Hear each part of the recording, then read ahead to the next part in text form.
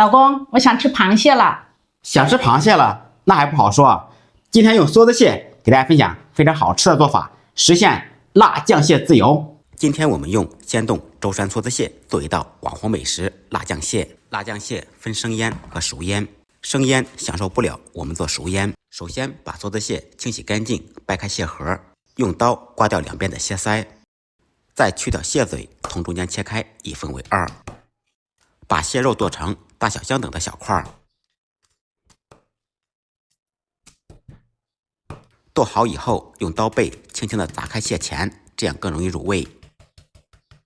全部处理好以后，放入碗中，再用流动的清水把蟹肉和蟹核简单冲洗一下。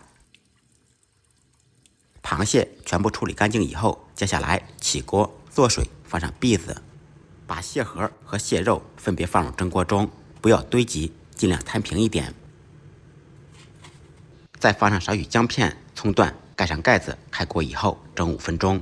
利用蒸螃蟹的时间，我们兑一个辣酱汁。洋葱、苹果分别切成细丝，3-4粒大蒜趁其补备，用刀拍匀，拍匀即可，不用剁碎。再来少许葱段，一点点姜片。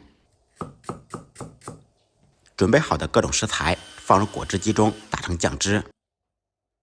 打好的蔬菜汁倒入碗中，放入一点点毛毛盐，2小勺蜂蜜，甜度根据个人口味，放入2小勺蒸鱼豉油，再放入一些韩式辣酱或者蒜蓉辣椒酱，用勺子把酱汁搅拌均匀备用。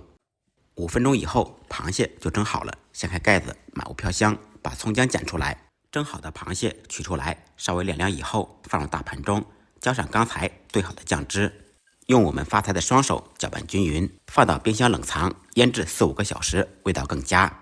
一道超好吃的网红美食辣酱蟹就做好了。好了，来吧老板，咱们的辣酱蟹做好了，看一下符合你的口味吗？这个好吃，这个上面有钳子有肉，尝一下。